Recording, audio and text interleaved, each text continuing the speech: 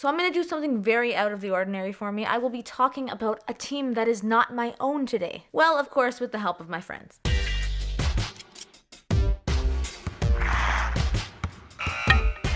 So I'll tell you the story of how this video came together. Originally, when Just Vegas had known that they were going into the Stanley Cup round, I asked Louie if he would like to be in a video after the series, because honestly, I know this sounds horrible, but I was like so sure Vegas would win. I was like, oh my god, I can't wait to get this Vegas fans' reaction. And then whatever, everything happened. We all know what happened. Ovechkin won the cup, the Capitals won the cup, and I am so happy for them.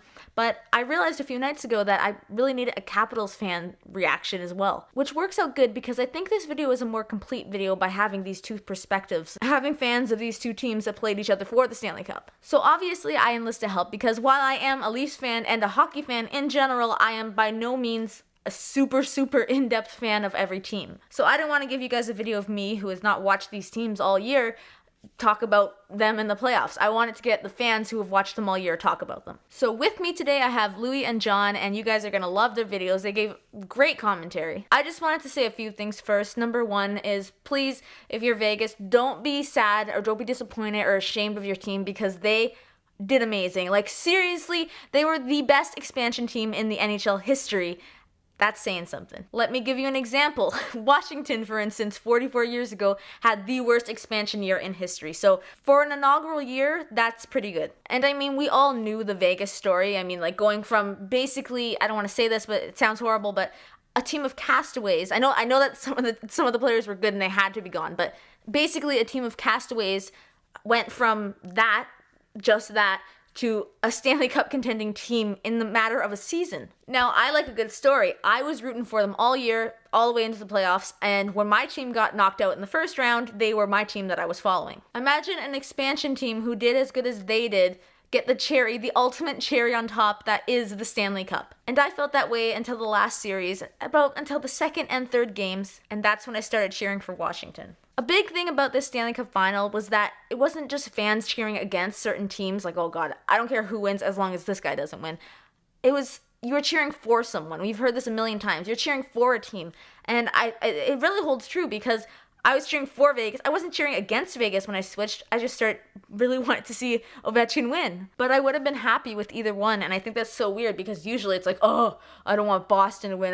Get out of here. Oh, I don't want Pittsburgh to get a three-peat. But it was just genuinely a good series. Now, this was a really cool series because both teams had never won a Stanley Cup before, and both had huge stories if they did win it. It would either be the first time in history that an expansion team won a Stanley Cup, or for Washington, not only would it be the first time with a cup, but also have one of the arguably best goal scorers of history win a Stanley Cup. The one trophy that he did not have. But both teams were amazing, and congratulations to Washington fans everywhere. You guys definitely deserve to celebrate this. And please stop talking trash about Ovechkin and all the news outlets and everything.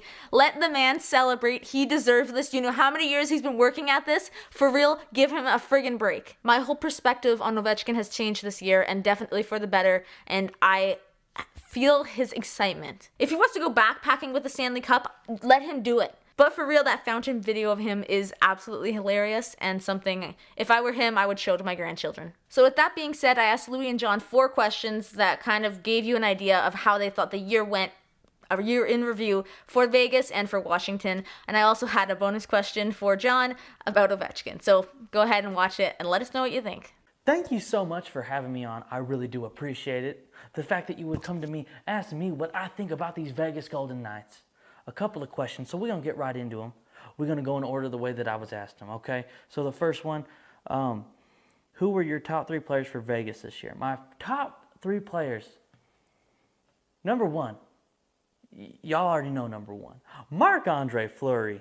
Goodness sakes, a beast in the crease, holding it down. Yes. We had a time where we were going through some goalie problems, but when Fleury was in, Fleury was on. He was on fire, and then in those playoffs, oh my gosh. He shuts out the Kings. He outplays, I don't know if he outplays Quick. Quick played amazing, right? But Fleury, if Fleury was having a bad night, we lose a game. We lose probably a few games. Fleury was the reason why we won that series, and on top of that, shuts them out twice, sweeps them. He did that through the whole playoffs, just amazing, up until the Stanley Cup final. Fleury's a huge reason. A huge reason. Number one player. My second, maybe just because he's my favorite, Jonathan Marchessault. I feel like on that first line, he's the motor. There's no other way to put it. He is the motor. The guy to get it chugging and going, boys. Chugging and going. You got Riley Smith, Wild Bill, Swedish gunslinger William Karlsson, making goals, making things happen. But hey, in a big moment when we needed a clutch goal, who was there? Marchessault. Coming in hot, coming in so hot, making things that are hot like not hot. Coming in all spicy like, sniping corners, taking the paintbrush out, painting the corner, painting it. He was huge, big playmaker, come up with big goals, but also finding great opportunities to pass. William Karlsson had 43 goals. Marchessault got a lot of dang assists, and I know 43 goals, I'd say about at least half of them Marchessault assists, if not more. No questions asked. The third player is when it's kind of getting foggy and I can't quite figure out who I would say the third best player is. To me, I want to go on the defensive side and say Nate Schmidt. We don't have a standout blue liner. We don't have a stud blue liner. We don't have a Doughty. We don't have an Erik Karlsson. Not yet. Fingers crossed. I don't know. We'll see what happens. Depends on, I don't want to give up too much, but if we can make that happen, I'd like it. I won't be complaining because I think we're a standout blue liner away. But Nate Schmidt held it down, especially from the role he had with the Capitals. It wasn't that significant. Comes with us, and he's playing big minutes and big games, holding it down. Because we have some weak spots that we'll talk about later on the blue line. But Schmidt was big because we needed some people to step up on the blue line. Schmidt was one of them. And he just brings that positive energy, bring that positive vibe to the locker room, and probably going to make more people want to play with him, which is a great thing. Thanks for having me on. This is John, big Washington Caps fan. First question is, who were your top 3 players this year for Washington? First one is easy. Hands down, Alex Ovechkin led the league again in goal scoring at 49 goals, won another Rocket Award. Had, I believe, 38 assists, finished with 87 points, leading the entire team.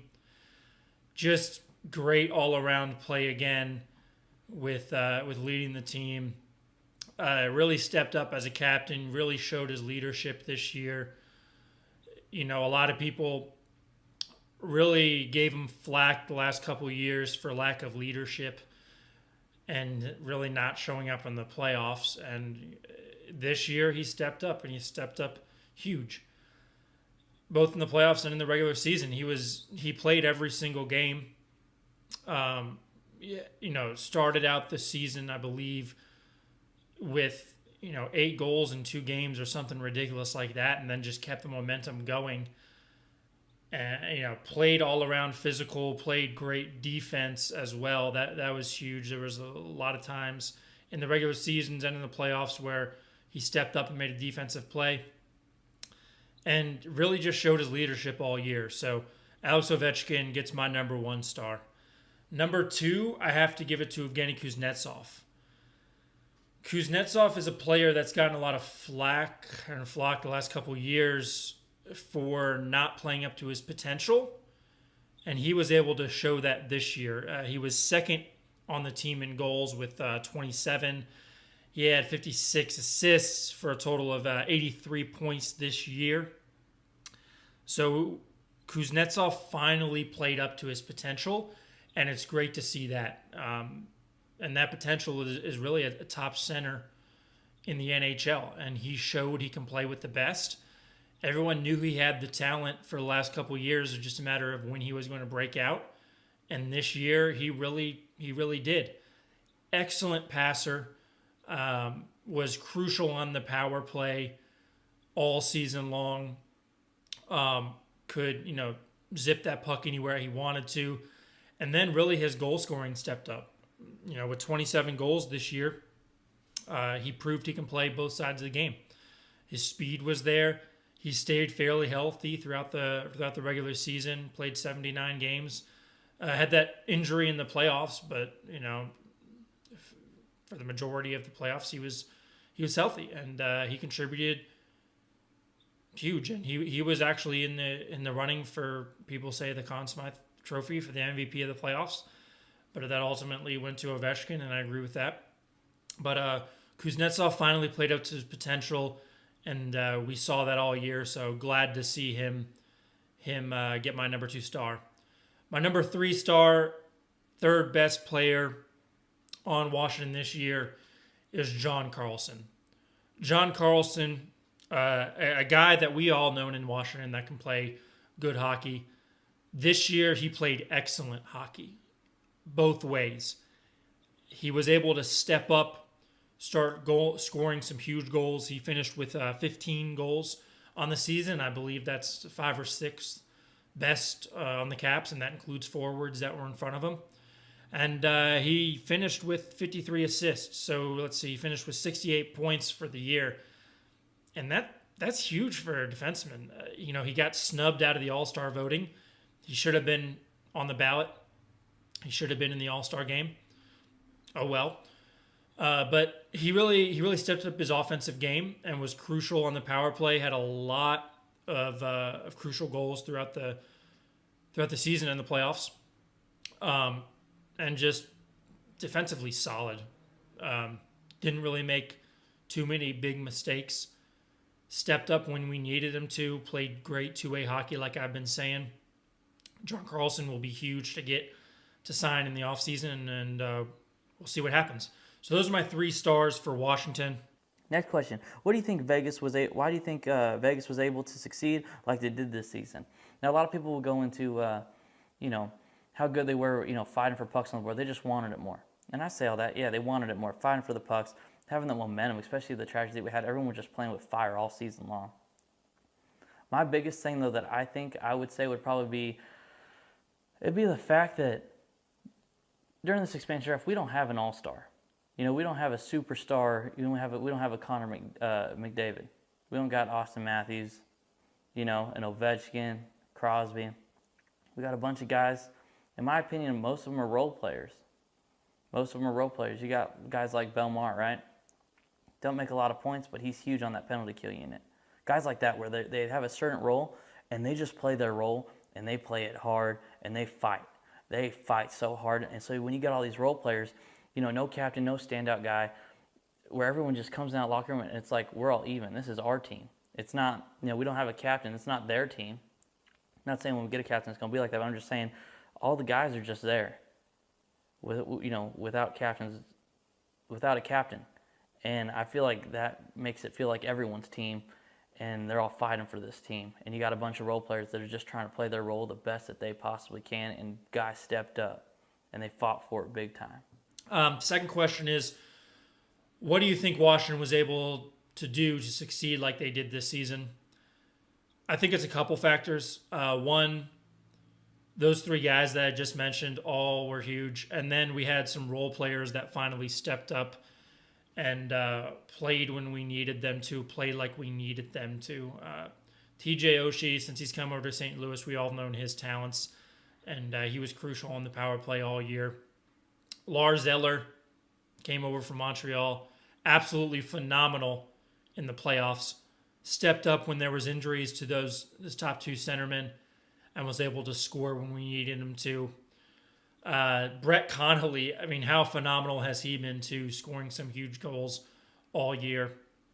Tom Wilson stepped it up on that first line, was huge dominant force throughout the entire season, and then improved his offensive skills all year, and he was able to come up big too in the playoffs. Jakob Vrana, how big has this young man been? He has, this guy has tremendous speed. He's so young. He's got a bright future in front of him, a little bit small, but, he's able to step up against those huge defensemen in the NHL and score, again, some huge goals. If you can see a theme this year is those third and fourth liners stepping up when we needed them to. And that just shows how much depth we had all year, and they were phenomenal when we needed them to. And how can I forget my man, fan favorite, DSP, Devontae Smith-Pelly, just animal in the playoffs, finished with 7 goals. Was able to put pucks in the back of the net in some of the biggest times in Capitals playoff history. So Key to success this year was the third and fourth line stepping up, role players stepping up, scoring. Grubauer as well. Holtby he took the workload off Holtby all year. He stepped up, played what? Let's see. He had 35 games played. Holtby had 54. So it was great to see Holtby get some rest after the last couple years. I believe he was one shy away 2 years ago from 50 wins, which is gigantic in the NHL. So he stepped up huge. Number 3, what do we have to look forward to in the offseason for Vegas? We got a lot of cap space. Think about 28 mil cap space, somewhere around that area, right? We could do some big things. We got to re-sign some guys. I don't see the team changing too much. And, supposedly they could go after a big fish like Tavares. I really want a standout blue liner. If they could somehow pull off something to get a standout blue liner, I'm fingers crossed just because he's my favorite defenseman. Oliver Ekman-Larsson would be huge on there. An offensive weapon on the blue line like that would be huge. He's pretty solid at defense. And I think for how much he does, since, you might be able to get him for a little bit cheaper just because his stats aren't up there compared to other guys that are on better teams. Maybe. As far as re-signing and stuff like that goes. But you got to trade. And also, trading, maybe you don't have to trade as much to get a guy like OEL. You're still going to have to trade a lot. But I think we're a blue liner away, and I'm hoping they can do something there. But I think in the offseason, I think they're only going to get better. Now, next year, do I think they're going to have as good a record and all that stuff? It's hard to say. It's so hard. So hard. They had like 108 points, 109 points. It's so hard to do that. So can I say they do it again? I don't know, but I think they definitely make the playoffs again next year. Because I think this team's still going to have that fire, still want to prove something, because they just lost the Stanley Cup. They just lost in the dang Stanley Cup. And Marc-Andre Fleury, I'm going to be doing a video on this, but he says he wants to spend the rest of his career in Vegas. That, to me, that says, hey, I want to win a cup for this city. Y'all want me? Hey, I want to play for y'all. And I think he wants to play. I think he's going to play just as good as he played next year than he did this year. So maybe, I don't know if Subban's the future for us, but I'm thinking it's time to start thinking about that. Whether you think about the draft and, developing people, trading for a young goalie to try to, wait till he matures and teach him and get to that level. Or Subban's the option. I'm not quite sure, but I know Fleury right now, I'm hoping he got another year on his contract for, I think, 5.7 mil, somewhere around there. I like that. But it's time to start looking, thinking what you're going to do for future for goalie. Because Fleury, he's going to be up there, and I'd say max 4 years is maybe what he got left, be 35 and still be that elite. It could be longer. I hope it is. Number 3, what do we have to look forward to in the offseason for Washington? There are a couple key points here. First and foremost, we have to sign Trotz. His contract expires. We got to pay the man. He's going to demand a lot of money. Babcock, Maple Leafs head coach, paid the most at around $6 million a year. Trotz is going to cost that much, so we got to keep him around. Another big player that I talked about earlier, that was my third star, John Carlson, becomes an unrestricted free agent in July. He wants to re-sign with DC. He loves DC. He's been there his whole career, but his price tag is going to be about $9 million. We need to find the way to get that money and keep him in DC. So we'll see what happens there. I believe Grubauer is going to be up for a trade. I was surprised he didn't go to Vegas last year. They stepped up and took Schmidt. But Grubauer is definitely capable of starting in the NHL, and there's a couple teams, the Islanders, the Red Wings out there that need a goalie, and Grubauer will be huge trade bait. We have some development in the AHL, so we'll see what happens there. We can develop those guys, bring them up. Phoenix hasn't really played well up to his potential. He was saying a couple years ago he was the next Holtby, but he hasn't been playing that well. And Ilya, he'll come up. Cap signed him, so we're definitely developing that young talent. And Grubauer will be on the trading block, so we'll see what happens with him.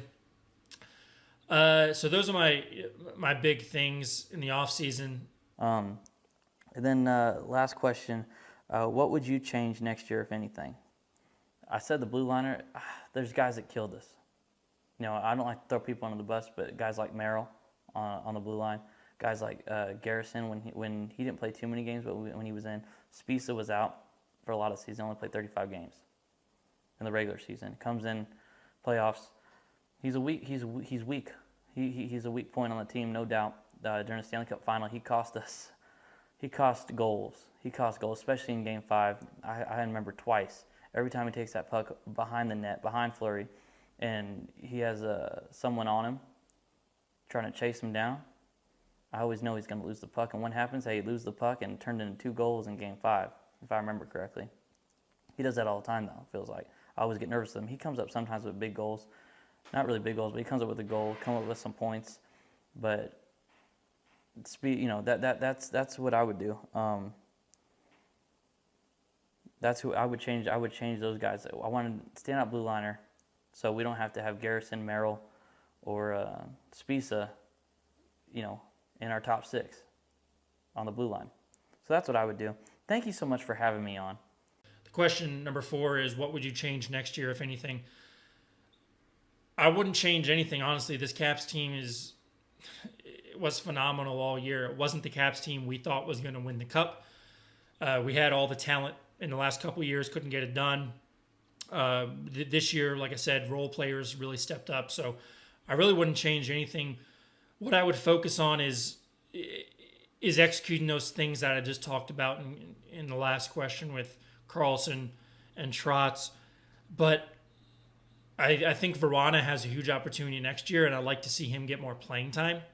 He's a great young talent, fast, like I said before. So hopefully they work on him and get him some more playing time next year. But all in all, I wouldn't change anything. I know there's got to be a couple things that we need to do in the offseason. We need to sign Carlson, Jay Beagle, Kempney. You know, those guys are role players I talked about that are huge that we need to somehow find a way to sign. So really wouldn't change anything.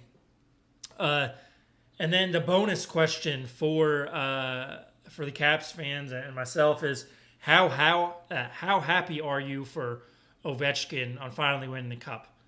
It's phenomenal. Alexander Ovechkin has been nothing but excellent, has been nothing but great to the city of Washington, D.C. He started his career here, and he's been nothing but excellent. He's been nothing but a fan favorite, really nice guy. You really don't see any bad news coming out about him. Just a great family man, great hockey player, great humble person all around. He's taken a lot of flack from the media the last couple of years on not being able to execute, not being a leader, not being able to step up when it counts. And this year he proved all those people wrong and was able to win the Stanley Cup, was able to win the scoring title, and was able to win the Conn Smythe Trophy and did a phenomenal job for the Washington Capitals. I know there's been a lot of media outlets giving him a bad name today about him celebrating so much, and he needs to calm down his celebration. Last couple of days. But hey, let the guy celebrate. He's happy. We're all happy in DC. He's not hurting anyone. So what? He had a couple of beers. He drank out of the cup. He swam in the fountain. He's just having a good guy. He's always been, Caps fan know, he's always been, an exuberant guy with his personality, is always a big jokester. So it's great to see him win a cup finally. So hope you all enjoyed this video. Thanks for having me on. If you haven't checked out my channel, I do some, I recapped all the games from the Tampa Bay series on to the Vegas Stanley Cup final. So check out that. I'll be continuing to do Caps videos in the offseason. Thanks again for having me. Take care and go Caps. I want to say a quick thank you to those guys because they saved my ass out there. I really only know these teams from the playoffs and playing against them with my team. So really, it's very much appreciated. And they were super fast and they were just awesome, okay? Make sure you go to their channels and subscribe to them and leave us a comment below. Let us know what you think of Ovechkin winning the cup because I am the happiest. I think everyone is just happy for him.